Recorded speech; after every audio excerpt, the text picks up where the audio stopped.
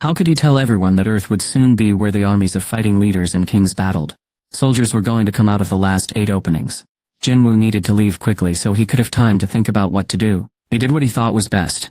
He wanted to let everyone stay happy and unaware for a little while longer. He figured it could wait a few days. Just as he decided this, Baru came near. He had been very quiet the entire time. "I came, yes." Jinwoo turned to see Baru kneeling with his head down. "Please let me try to become a Grand Marshal." A Grand Marshal. Didn't Jinwoo already have someone as a Grand Marshal? Jinwoo suddenly remembered what the system had said about the Marshal rank. Was Baru trying to?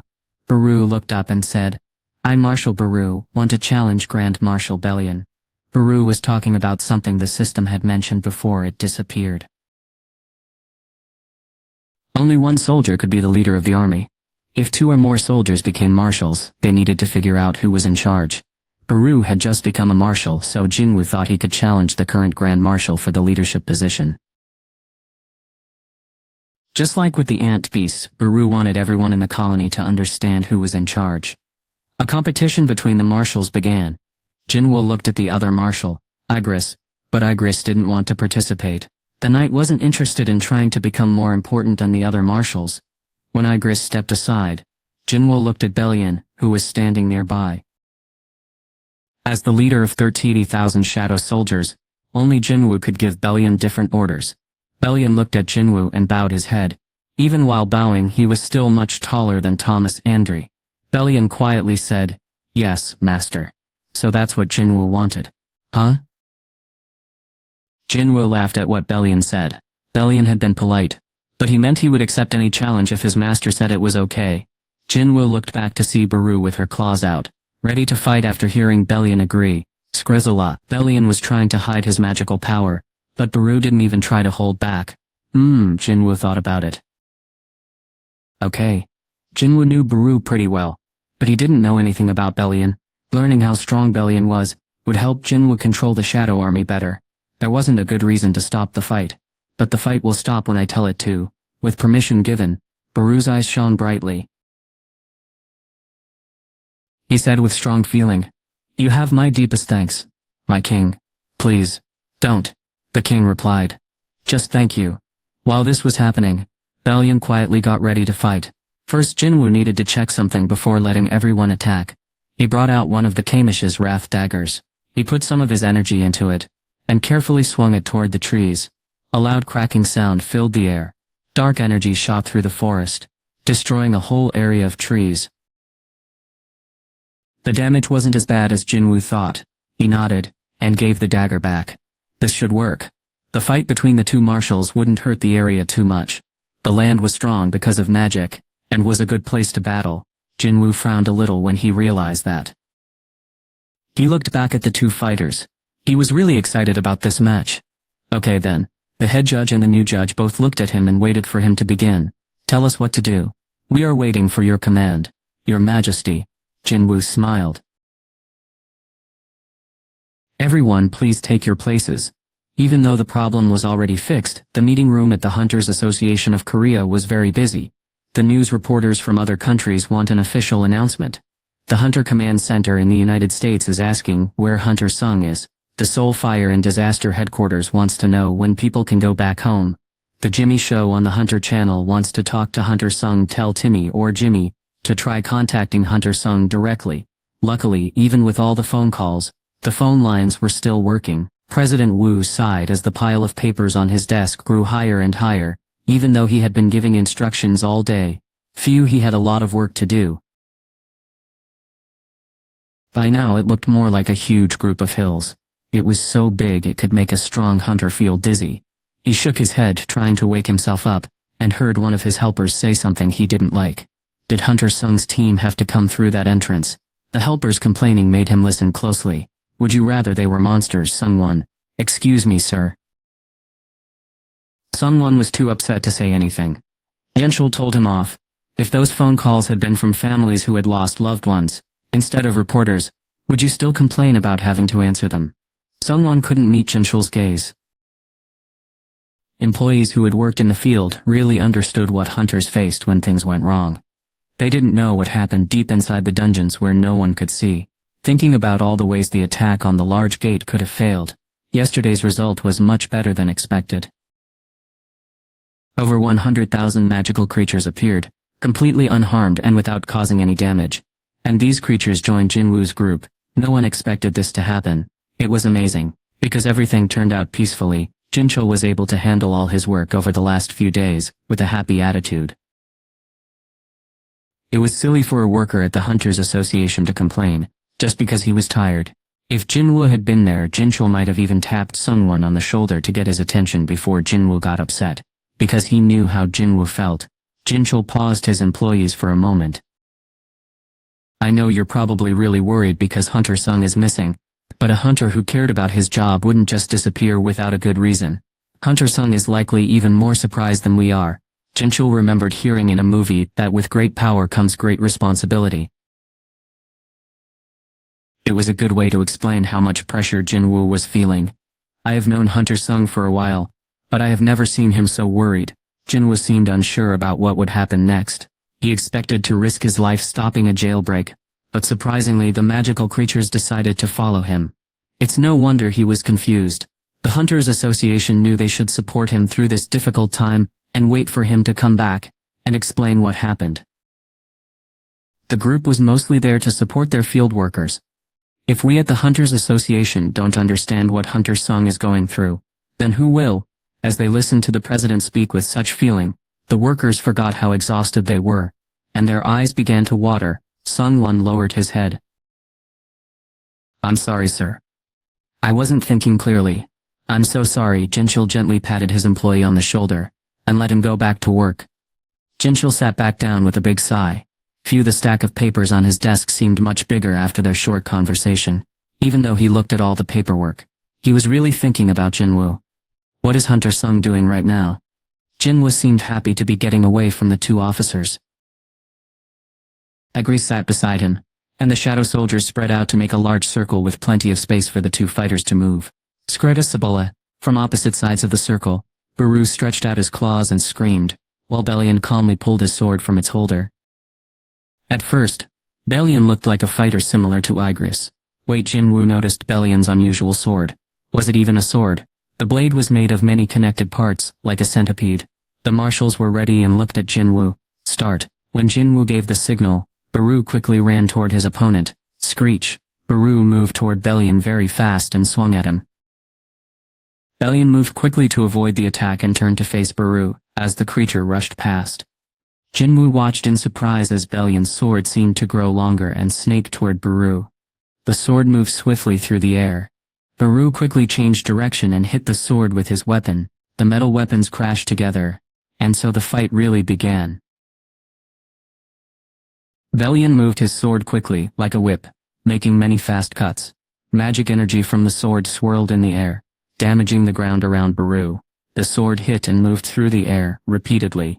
Just trying to block Belian's attacks kept Baru very busy. Skronsa. Jinwoo watched how Belian used his sword in a new way, and imagined fighting against Belian himself. Time seemed to move slowly for him, but Belian's sword was still very fast, and could hurt him. Jinwoo focused carefully, watching where the sword might go next. It moved quickly up and to the left, then to the right, up and to the left, and finally up and to the right. He imagined quickly avoiding all attacks and getting in front of Belian. Then, he pictured cutting off Belian's head. He could have done it all very quickly. Belian suddenly felt cold and quickly glanced behind him. Oops, Jinwoo had been looking too closely at the new weapon. He looked at the upset Belian and gave him an apologetic glance.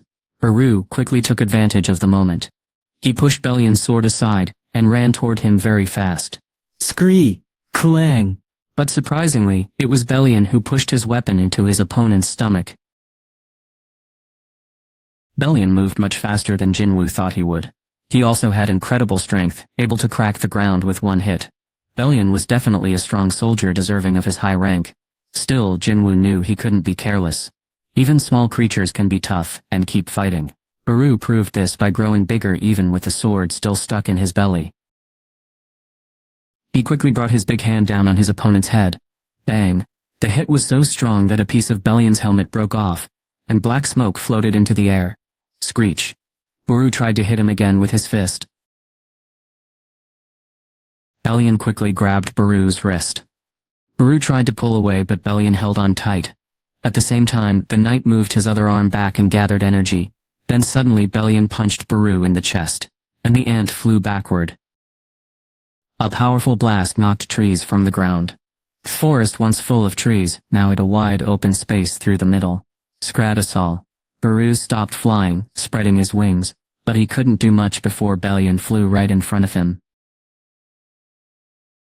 Bellion attacked from above and sent Baru falling to the ground. He crashed down hard. Bellion quickly followed, and even after the fall, Baru stood up and fought back. Most enemies would have been defeated by now. Baru swung his claws at Bellion, but Bellion blocked them and hit Baru on the head. Then a big fight began. Baru hit Bellion many times, but Bellion only lost his balance for a moment. Bellion's attacks were very strong and could have hurt anyone badly. Baru's outer shell began to crack and break. He fought as hard as he could until the very end. When he tried to bite Bellion's shoulder, Bellion quickly grabbed him around the neck. A cracking sound happened as Baru struggled in Bellion's hold.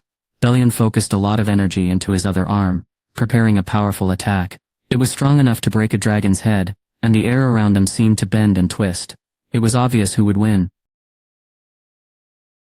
Bellion quickly threw a punch at Baru. Jinwoo didn't want Baru to get hurt, so he grabbed Bellion's arm. Stop. Bellion immediately pulled back and knelt, bowing his head. My king. Jinwoo was pleased with how strong Bellion was, and showed his approval. He walked over to Baru, who was lying on the ground. Screech, my king. I grunt.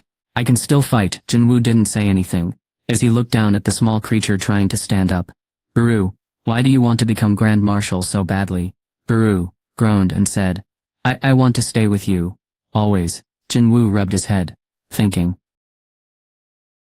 The Grand Marshal will be at my right side, and you can be at my left. Baru's eyes grew large at what Jinwoo said. My lord, please don't, Jinwoo said, sounding a little tired of the Ant King's strong feelings. Then he looked up as a soldier walked closer. It was Igris, and he had been listening to their talk. My king, may I also be allowed to challenge? Jinwoo stopped him, as if he knew it was coming. And you can help me. Igris was surprised by his master's understanding. I see, so the Shadow Monarch is now our enemy. The Dragon King, who looked like a human right now, listened calmly to the reports from the monarchs who were already on Earth. In the darkness he could only hear voices. I understand. I will help him. Please don't do anything else. We can't afford to lose anyone else. The Dragon King finished speaking and ended the conversation after he understood what was happening. Everything became quiet. The space between worlds was a place where nothing at all existed. It was completely empty, and this was terrible for the monarchs, because they had nothing to break or ruin. These powerful beings were created to destroy everything, and the Monarch of Destruction was trying very hard to get out of this empty place. Finally, his hard work would pay off. The Dragon King turned and gave an order to the creatures in the dark. Get ready for battle, my soldiers. Dozens of very old dragons, hundreds of dragon soldiers, and tens of thousands of dragon people, hiding in the darkness, shouted, their eyes shining. Resabala. Late at night, Jinwoo sat comfortably on top of a high hill. The moonlight made the forest easy to see. He had let his special warriors rest, so they were spread out below him. He noticed Fang and the dragons because they were so big. After speaking with Fang, the dragons seemed to be having a very important discussion. Finally, the biggest dragon walked toward Fang. What were they talking about? The other soldiers nearby quickly moved farther away from the four dragons. Soon after, the large dragon breathed fire into the air. Whoosh! Seeing how big the flames were, Fang smiled and stepped forward. Whoosh! An enormous blast of fire shot out of Fang's mouth and brightened the night sky. The orcs shouted and whistled with excitement, and the large dragon looked sad. They had made a bet to see who had the strongest fire. But wasn't it unfair to use the sphere of avarice? Fang had been secretly hiding the sphere inside his clothes, but he stopped and gave a nervous smile when he looked at Jinwoo.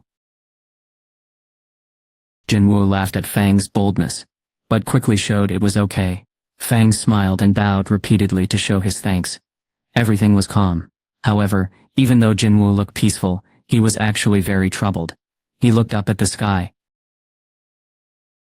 Jinwoo could just barely feel creatures from another world getting nearer. He sensed their bad intentions and great strength, but it was hard to get a clear feeling, like trying to see something fuzzy through thick fog. He didn't know when they would attack. Jinwoo felt worried because he knew he couldn't avoid a fight with them. He was thinking deeply for a moment before he looked up again. He noticed something odd and looked closely. He saw ant soldiers working hard to carry wood and rocks. What were they doing now? Before Jinwoo could call for Baru to ask, a voice spoke from behind him. "It looks like they want to build a small place for you to rest while we are here, sir." It was a gentle voice that didn't seem to fit the tall Grandmaster Bellion. Jinwoo nodded as he watched the ants working. "I think Baru is behind this." Baru was the only guard who rushed to help without Jinwoo even asking. Agris always did exactly what Jinwoo told him to do, and did it well. Bellion was still a puzzle to Jinwoo. Jinwoo didn't know much about him yet. A strong connection existed between Jinwoo and Bellion, created with the former Shadow Monarch. Jinwoo really wanted to learn more about his powerful commander. Bellion seemed to know what Jinwoo was thinking. The knight moved closer and stood behind the king. "Your Majesty, why don't you bring your shadow soldiers back?" Jinwoo kept watching the soldiers. "I don't want them to feel trapped. They were lost between worlds before they came here. You know." Bellion was surprised and didn't say anything for a moment. Jinwoo then asked Bellion a question. "Aren't you sad you can't see Ashbourne anymore?" He was the Shadow Monarch. Losing his father taught Jinwoo how much it hurts to lose someone you care about, so he thought Bellion might feel the same way. "I was with Ashbourne when he tried to stop the rulers during the fight against the Supreme Being.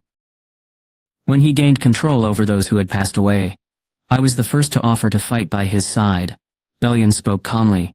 "I helped him for a very long time, and I never doubted what he decided. That still doesn't answer my question though." Jinwoo asked the same question again, but Bellion didn't know what to say. I have never really thought about how I feel. That is why I am giving you a chance to think about your feelings now." There was a long quiet moment, and during that time, Jinwoo understood that Bellion was being honest. No words were said, but they still understood each other. Jinwoo finally looked at him. "I would like to hear the story of you and Ashbourne if that's alright. It's a very long story, that's good. I need a story long enough to listen to until I fall asleep." As Jinwoo looked forward again, Bellion sat down next to him. "The story starts when I was just beginning to grow on the world tree." "A fruit? You mean you used to be a fruit?" "Every sky soldier starts as a fruit on a branch of the world tree. The tree is huge, and its branches stretch across the whole sky." "That's amazing." The night passed as Jinwoo listened to Bellion tell the long story of the Shadow Monarch. The sun wasn't up yet when Jinwoo slowly ran through the forest. He had started running 10 kilometers every day, so it felt easy, even though he didn't have any specific tasks to complete. As he breathed in the cool morning air, Jinwoo was almost finished thinking things through. It was time to go back. He needed to tell people about the 8 armies that would be arriving soon. He had to warn everyone that a great battle was coming. Jinwoo couldn't guarantee everyone would be safe, or that the world would ever be the same again. The Dragon King he had seen was incredibly powerful. The Monarch of Destruction and his army destroyed everything in their path, and now Earth was their next target. Jinwoo knew everyone, including himself, needed time to get ready. He stopped running after 10 kilometers, even without the system telling him to. Because he completed the daily quest almost every day, his body remembered how far to go.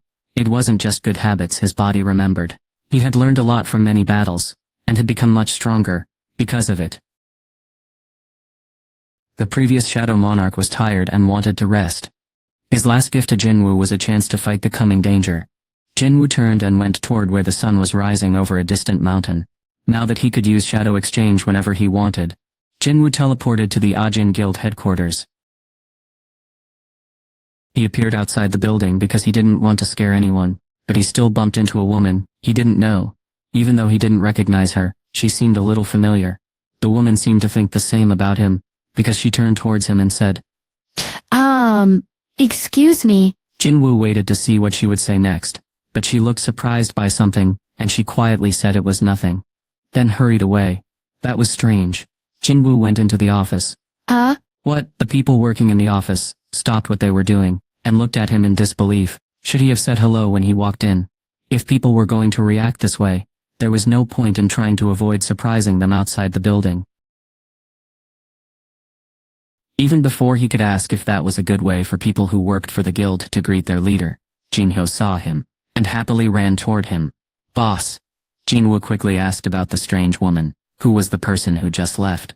Oh, that was my older sister. She came here because I haven't been answering her calls. Was she mean to you, or anything? No, not at all. That made sense. She looked familiar because she was a relative of Jinho. He looked at the door and nodded. So what did she want? Oh, Jinho paused and looked at Jinwoo to see how he was reacting. You remember how I acted before the big gate opened? Yes. Someone filmed it, sir. Jinwoo understood what he meant. My family wants me to give up my hunter's license, and stop going to dangerous places, now that I'm the vice president of the Ajin Guild.